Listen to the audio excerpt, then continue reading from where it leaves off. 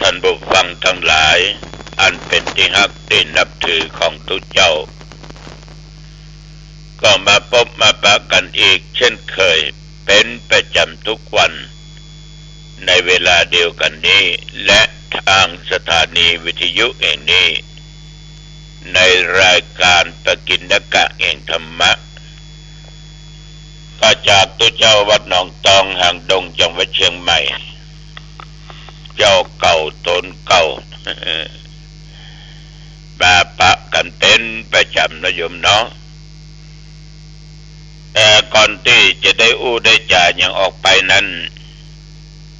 ก็มาไหว้พระนพธรรมกันเดี๋ยวก่อนเพื่อเป็นการถวายพระพรชัยมงคลแด่สมเด็จพระเจ้าลูกเธอเจ้าฟ้าพัชรกิติยาภาหรือพระองค์พาของพระองค์ตันนั้นได้หายจากอาการพระประชวรการเจ็บไข้ได้ป่วยกลับมาเป็นปกติมีสุขภาพอันแข็งแรงดังเก่าดังเดิมแต่ก็ขอพระองค์มีพระชนมายุยิ่งยืนนานได้120 พระพรรษายิ่งขึ้นไปไหว้พระนะโยมนะ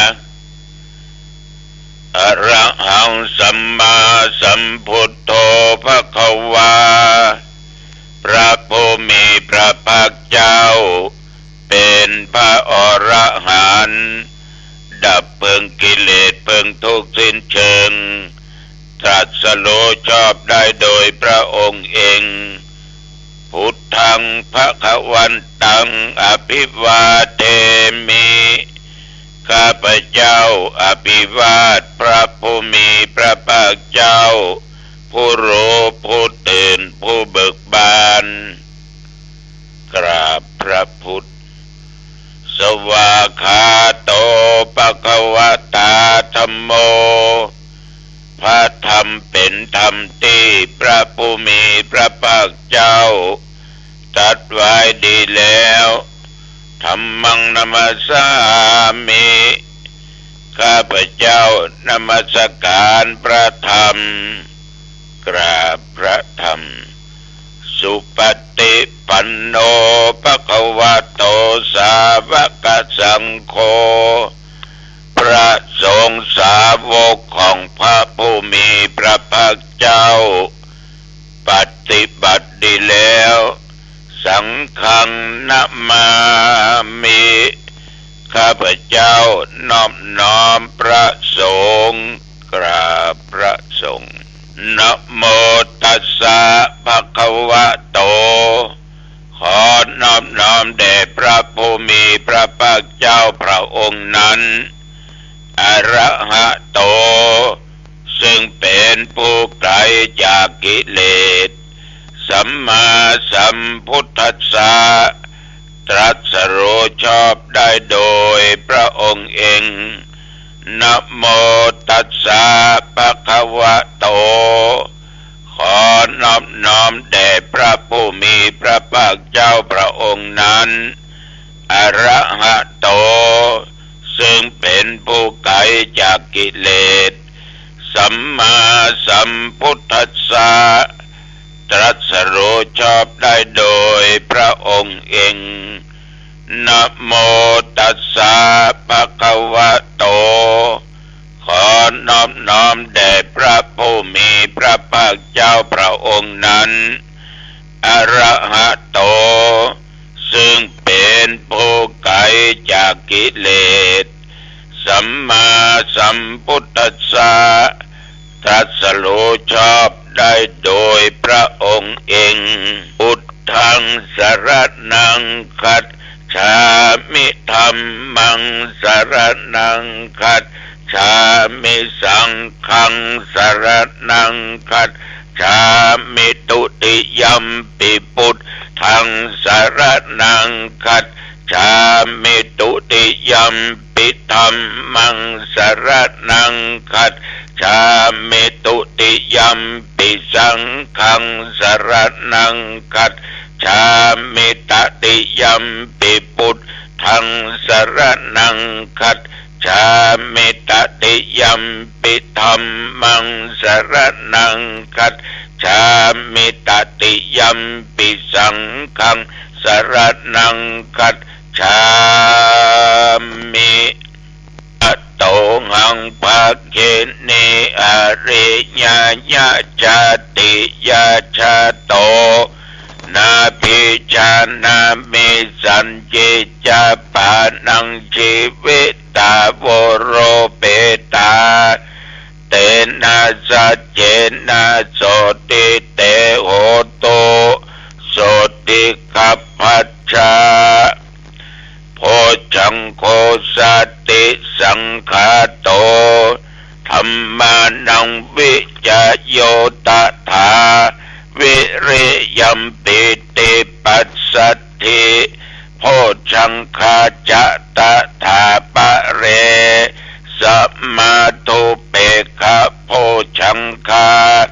สัตเตเตสัพพัทธัสสินามุนินาสัมมาทัคขาตาภาวิตาภาวุลิกตาสังวัตตันเตอภิญญายะนิพพานายะจะโพธิยาเอเตนะสัจจวัชเชนะโสทิเตโหตุสัพพทาเอกัสสมิงสัมมะเยนะโทโมคันลานันจักกัสสปังคิลาเนตุกิเตโพชังเคสัตตะเทสัญเยเตจะตังอภินันติตวาโรคามุจจิงสุตังคะเนเอเตนะสัจจวัชเชนะโสติเตโหตุสัพพทาเอกทาธรรมราชาปิเกลัญเยนะปิปิริโตจุนตติเลนะตัญเยวะภนาเปตตวานะสัทธลังสัมโมติตวาจะอาภาธาตัมหาวุธาสิธานะโสเอเตนะสัจจวัชเชนะโสติเตโหตุสัพพทาปะหินาเตจะอาภัทธาตินนันนัมปิมะเยสินังมัคคังอัตตะกิเลสาวะปัตตานุปัตติธัมมะตังเอเตนะสัจจวัชเชนะโสติเตโหตุสัพพทาภวตุสัพพมังคะลังรักขันตุสัพพเทวตาสัพพพุทธานุภาเวนะสัทธาโสทิภวันตุเตภวตุสัพพมังคะลังรักขันตุสัพพเทวตาสัพพธัมมานุภาเวนะสัทธาโสทิภวันตุเตภวตุสัพพมังคะลังรักขันตุสัพพเทวตาสัพพสังฆานุภาเวนะสัทธาโสทิภวันตุเตขอถวายพระพรกรมอุตุได้ประกาศบอกไว้อย่างแน่ชัดว่าตั้งแต่เมื่อตะวันวามาจนถึงปัจจุบันว่าเดี๋ยวนี้หนองตองและใกล้เคียงหนองตองก็ไม่มีฝนตกลมนั้นเป็นลมหนาวมาซุยหนาวดี แล้วก็บ่มีลมเองญาติโยมทั้งหลายปัจจุบันว่าเดี๋ยวนี้อุณหภูมิอยู่ที่13 องศา ถามว่าหนาวไหมหนาวไหมหนาวนะหนาวหนาวลมห่มผ้าหนาวฟ้า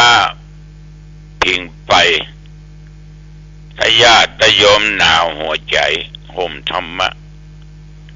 เพราะธรรมะมันไม่เป็นอันตรายแก่ใครมีแต่ความสุขมีแต่ความอบอุ่น ตั้งแต่ตะวากินของงายแล้วนะ9 โมงก็ออกจากวัดไปพร้อมกับโรงทานทุเจ้าพระเนนมุ่งหน้าไปสู่ที่วัดศาลาตำบลน้ำแพร่ไปในงานพระราชทานเพลิงศพของหลวงปู่ครูบาเจ้าอินตากตะปุญโญเพราะเป็นพระราชทานตะวานี้ญาติโยมทั้งหลายอู้ถึงบรรยากาศ ในงานนั้นเรียกว่าคนในเต็มวัดถึงตุเจ้าถึงเน้นถึงญาติถึงโยมในวัดนั่นน่ะคนนี่เป็นหลายพันคนละที่ไปร่วมงานร่วมบุญร่วมกุศลมีท่านพลตำรวจโทประจวบเป็นประธานฝ่ายคฤหัสถ์นอกนั้นก็มีหน่วยงานราชการทั้งอำเภอกาทุกหน่วยงานที่ก็แล้วกันมีเทศบาลมีจังชมรมกำนันผู้ใหญ่บ้านพี่น้องประชาชนทุกสารทิศหลั่งไหลกันไปที่วัดศาลาเมื่อถึงเวลา10 โมงก็เข้าสู่พิธีกรรมไหว้พระนบธรรมแล้วตัวเจ้าก็สวดบทพุทธมนต์อาทิตตบริยายสูตรก็สอนอยู่อย่างหนึ่งเกี่ยวกับเรื่องความร้อน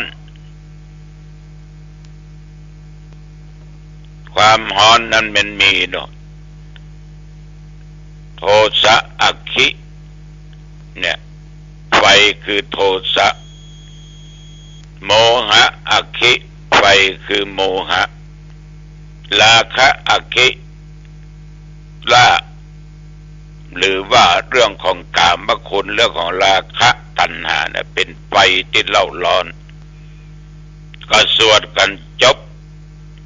เรียบร้อยปูจานก็โอกาสเว้นตาลก็คือครูอ้วนเว้นตาลจบแล้วก็ได้ประเคนวัตถุปัจจัยทายทานแต่ว่านี้มีท่านเจ้าคุณวัดพระสิงห์ท่านเจ้าคุณวัดป่าดาราบิดลมท่านเจ้าคุณเจ้าคณะจังหวัดลำพูนมีครูบามหาเถระที่อายุนักละเปิ้น93 ปี92 ปี91 ปีมีสาธุเจ้าคณะอำเภอกาลองอำเภอกามานักตะวานิท่านทั้งหลายต่อจากนั้นก็มีการฮือปอนแล้วก็นิมนต์พระสงฆ์ประชันเพลกันโอ้คนนักลงทานหลายญาติโยมอาหารฉันเป็นตะวาก็หลายอย่างหลายประการด้วยกันเมื่อฉันเป็นเสร็จก็กลับมานั่งที่สถานที่ปัญจัดไว้เพราะว่าใกล้กับปราสาทนกหัสนีลิงเมื่อถึงเวลาญาติโยมก็ได้เข้าสู่พิธีกรรมพระราชทานเพลิงศพแต่ว่านี้บังสกุลในวัดมดแล้วก็ไฟพระราชทานก็จัดกันในวัดมดเรียกว่ามดทุกสิ่งทุกอย่างต่อจากนั้นศาลาก็เอายอดปราสาทลงไปขั้นเป็นขั้นไปเสียเวลาตอนนี้เกือบ2 ชั่วโมงผลที่สุดก็ได้ออกจากวัดพอ4 โมงป่ายแมลงธรรมาภาพก็นั่งบนรถที่เขาจัดธรรมาสไว้ให้นั่ง เรียกว่านั่งกำคัมภีร์นำต่างก็คือทำกรรมนะแต่ว่านี่ก็เทศไปเมื่อปณิมนต์ดังแล้วก็เทศไปตอนลากประสาทครูบาเนี่ยคนบ่ฮู้มาจากไหนเป็นหมื่นคนมืดฟ้ามัวดินแต่ญาติโยมทั้งหลายตึงจักลากไปตั้งหน้าตึงติดตามตัวหลังพอไปถึงเขตเทศบาลก็เลี้ยวขวาเข้าไปเลี้ยวขวาไปถึงสนามกีฬาเทศบาลปวดเท่าพอ5 โมงป่ายแก่จะดักเกือบจะ6 โมงก็รอศาลาเปิ้นประกอบประสาทนั้นไม่ใช้เวลาก็ชั่วโมงป่ายก็มีพิธีกรรมต่างๆนานาตามที่เคยปฏิบัติกับครูบาอาจารย์ขอสุมาคารวะการอย่างกาถึงเวลาก็2 ทุ่มป่ายก็เผาแต้กันนั้นเผาแต้อาตมาก็จุดไฟพร้อมกับท่านเจ้าวาดและลองถึง2เผาครูบาเจ้าจะสังเกตได้ว่าคนก็มาหนีกันคนก็มาหนีปิกบ้านปิกจองคงบ่เกิน30 คนนอกนั้นจะอยู่ที่หันหมด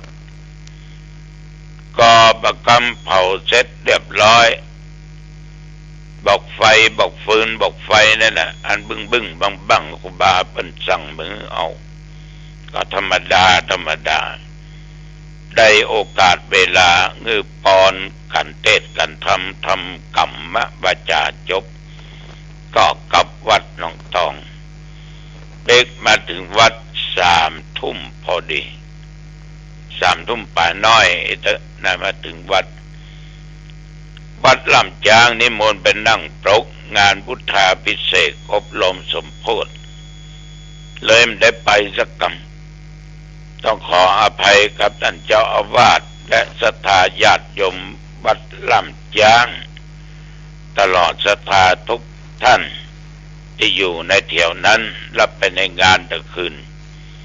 ก็ไปมันก็ดึก ไปมันก็ดึกจะลำบากอย่างใดก็ตามต้องขออนุโมทนาขอบใจต่อครูบาอาจารย์สังฆะตลอดจนญาติโยมทุกสารทิศที่ไปร่วมกิจการงานพระราชทานเพลิงศพของหลวงปู่เจ้าครูบาอินตากตะบุญโยอย่างมากหน้าและตาต้องขอบคุณขอบใจพี่น้องญาติโยมในวันนี้อาตมาและคณะสงฆ์ทุกอำเภอในภาค7เลขานุการกรรมการตรวจข้อสอบวันนี้จะได้ออกเดินทางไปจังหวัดแม่ฮ่องสอนไปวัดเจ้าคณะจังหวัดแม่สอมวัดดอยกองหมู่จะออกวัดเนี่ยนี่จบสักคำก็จะไปเพราะว่าจะต้องวิ่งรถเดินทางเนี่ยหลายชั่วโมงต้องไปตันในก่อนที่จะประชุมกันเวลา3 โมงแล้วก็วันพุธเป็นจะตรวจข้อสอบนักธรรมชั้นตรีแล้วก็อาตมาเองหลังจากประชุมเสร็จก็ต้องรีบกลับพร้อมกับรองถึง2 เลขาจะได้อยู่งั้นต้องกลับเพราะว่าพรุ่งนี้ญาติโยมทั้งหลายเพิ่งจะเก็บอัฐิกระดูกของครูบาอินตากตะบุญโยที่พระราชทานเพลิงไปนั้นในฐานะเป็นครูบาอาจารย์อาตมาก็ต้องรีบกลับมาไปก็7 ชั่วโมงมาก็7 ชั่วโมงก็ค่อยๆไปค่อยๆมานะอันนี้ก็เป็นกิจการงานที่ต้องทำต้องขออนุโมทนาต่อญาติต่อโยมที่มีน้ำจิตน้ำใจปากันร่วมซื้อละฆังแก่นหนึ่งนั้นก็แม่รุ่งอรุณอุดเจริญพร้อมด้วยครอบครัว1 แก่นละยาวมาตีไว้สัญญาทำวัดเจ้าทำวัดเย็นสถานที่ศึกษาธรรมปฏิบัติธรรม และเดือนมกราก็จะเริ่มสร้างเริ่มแต่งละนะเพราะว่าป่อแก้วแม่สายทองเย็นใจกับลูกเต้าเปิ้นถวายปัจจัยมาเป็นแสนกว่ากองบุญก็จะสร้างกุฏิสร้างศาลาเป็นที่พักได้อันนี้ก็จึงขออนุโมทนาต่อป่อแก้วแม่สายทองเย็นใจบ้านอ้อยแม่ริมเป็นอย่างนักท่านทั้งหลายชีวิตของคนเฮาเนี่ยจะอยู่ไปถึงวันนี่นะเฮามีจิตใจเนี่ยเป็นผู้นำหน้าทำทั้งหลายก็ตามก็มีจิตเป็นผู้นำโลกที่เฮาอยู่นี่ท่านทั้งหลายก็จิตเป็นผู้นำไป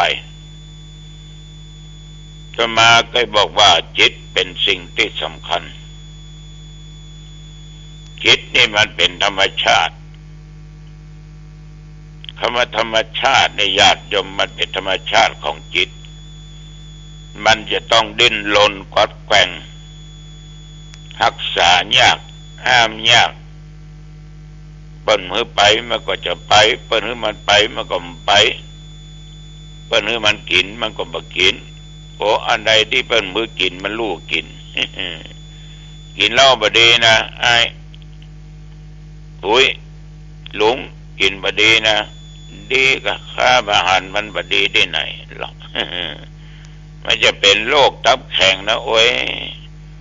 มันก็เป็นก็จังบันอย่างขยากจะกินนะจิตมันเนี่ยญาติโยมมันรักษายาก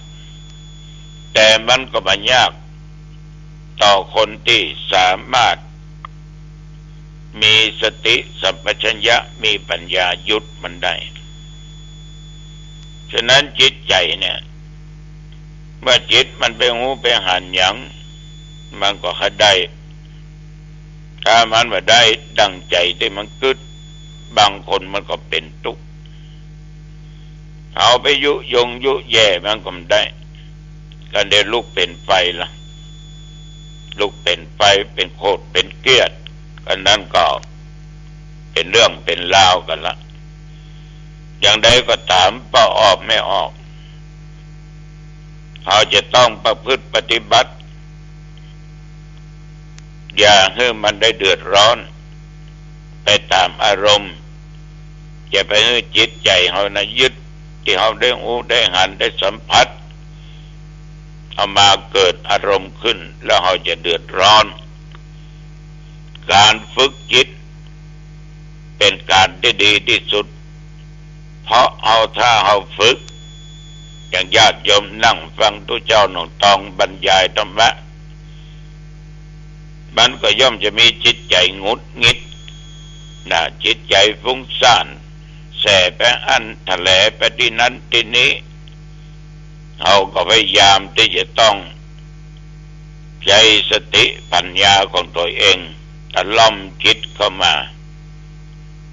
แต่ว่าทำการทำงานว่าฟังธรรมนะมันจึงจะเกิดผลดีถ้าจิตว่าเวตาเตไปที่อื่นแล้วมันก็บ่ค่อยได้ผลอย่างจิตคนไหนคนใดฝึกมาดีนำสุขเกิดขึ้นสิ่งที่จะสามารถรักษาจิตใจได้นะโยมนะนั่นก็คือตัวปัญญาตัวรอบรู้ขอทุกท่านทุกคนถ้าจิตใจปกติก็พยายามรักษาจิตของตนอย่าไปให้มันเศร้ามองถ้าจิตใจเศร้าหมองนี่เวลาตายมีทุกขติเป็นอันไปเกิดเน้อ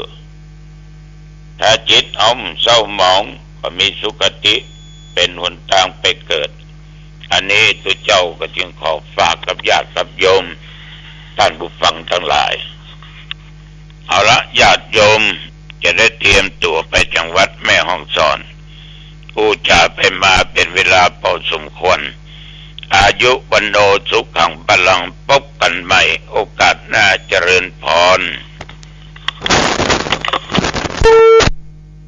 สวัสดีครับท่าน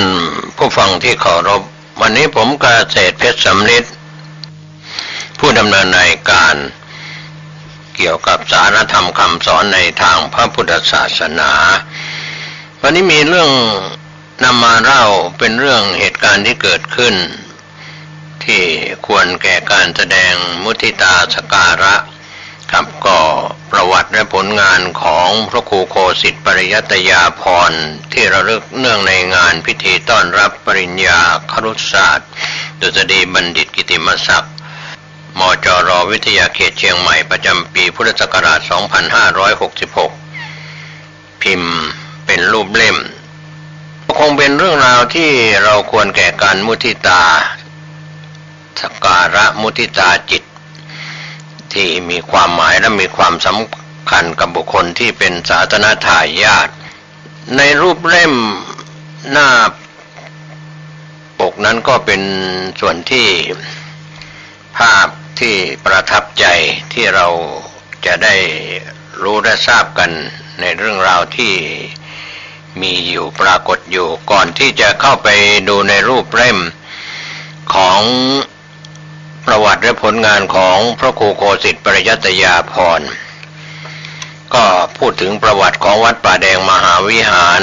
นั้นสถาปนาขึ้นเมื่อปีพุทธศักราช 1974 โดยพระเจ้าติโรกราชมหาราชซึ่งในยุคนั้นเราก็ใช้ศัพท์ว่าโดยพระเจ้าติโรกราชกษัตริย์แห่งราชวงศ์มังราย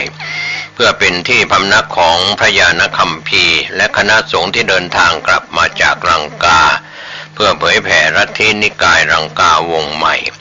หรือนิกายสิงหนในขณะนั้นพระญาณคัมภีร์ได้อัญเชิญพระไตรปิฎกพระพุทธรูปและต้นโพมาไว้ที่วัดแห่งนี้ในสมัยพระเจ้าติโรกราชพระองค์ทรงเลื่อมใสและทนุบำรุงพระพุทธศาสนานิกายลังกาวงศ์อีกทั้งทรงผนวดที่วัดป่าแดงมหาวิหารการสนับสนุนคณะสงฆ์นิกายสีหนทำให้พุทธศาสนิกชนที่นับถือในนิกายลังกาวงศ์ใหม่เจริญรุ่งเรืองเป็นอย่างมากก็เป็นที่เลื่อมใสของผู้คนณวัดป่าแดงมหาวิหารจึงเป็นศูนย์กลางทางพระพุทธศาสนาสายลังกาวงศ์ใหม่พระเจ้าติโรกราชได้ถวายพระเพลิงพระศพพระราชบิดาและพระราชมารดาที่วัดแห่งนี้ทั้งยังได้สร้างเจดีย์บรรจุพระบรมอัฐิพระราชบิดาและพระราชมารดาที่ยังคงมีหลักฐานหลงเหลือมาจนถึงปัจจุบันพุทธศาสนาลัทธิลังกาวงศ์ใหม่หรือนิกายสีหนเป็นพุทธศาสนานิกายใหม่ที่เข้ามาเผยแผ่ในล้านนาโดยมีพระญาณคัมภีร์เป็นผู้นำในการเผยแผ่นำเข้ามาในเชียงใหม่ในสมัยพระยาสามฝั่งแกนปีพุทธศักราช 1973 สาเหตุที่ทำให้พระญาณคัมภีร์ตั้งนิกายลังกาวงศ์ขึ้นลังกาวงศ์ใหม่ขึ้นนั้นเนื่องจากการเผยแผ่ลัทธิลังกาวงศ์เก่าของพระสุมาณเถระถูกกล่าวหาว่าหย่อนยานทำให้เกิดการตื่นตัวทางพระพุทธศาสนาอย่างกว้างขวางก็นำไปสู่แนวความคิดที่ต้องการพุทธศาสนาที่บริสุทธิ์ถูกต้องตามหลักพระธรรมพระวินัยพระญาณคัมภีร์และคณะจึงเดินทางไปศึกษาและอุปสมบทที่ลังกาแล้วเดินทางกลับมาเผยแผ่หลักการและแนวปฏิบัติใหม่อย่างกว้างขวางทำให้เกิดความขัดแย้งและแตกแยกกับนิกายลังกาวงศ์เก่าหรือนิกายรามันวัดสวนดอกคณะสงฆ์ฝ่ายป่าแดงกล่าวหาสงฆ์ฝ่ายสวนดอกว่าไม่เป็นภิกษุเพราะไม่ปฏิบัติตามพระธรรมวินัยอย่างเคร่งครัดในสมัยพระยาสามฝั่งแกนระหว่างปีพุทธศักราช 1945 ถึง 1984 จึงโปรดให้จัดเวทีโต้แย้งกันจนในที่สุดสงฆ์ฝ่ายป่าแดงชนะแต่พระสงฆ์ทั้งสองนิกายยังเกิดการทะเลาะวิวาทกันอยู่บ่อยครั้งพญาสามฝั่งแกนจึงโปรดให้สงฆ์ฝ่ายป่าแดงออกจากเชียงใหม่ในปีพุทธศักราช 1977 ทำให้นิกายป่าแดงไปเจริญรุ่งเรืองที่เชียงรายเชียงแสนพะเยาลำปางเชียงตุงกระทั่งสมัยพระเจ้าติโรกราช ระหว่างปีพุทธศักราช 1984 ถึง 2030 ทรงเลื่อมใสในนิกายวัดป่าแดง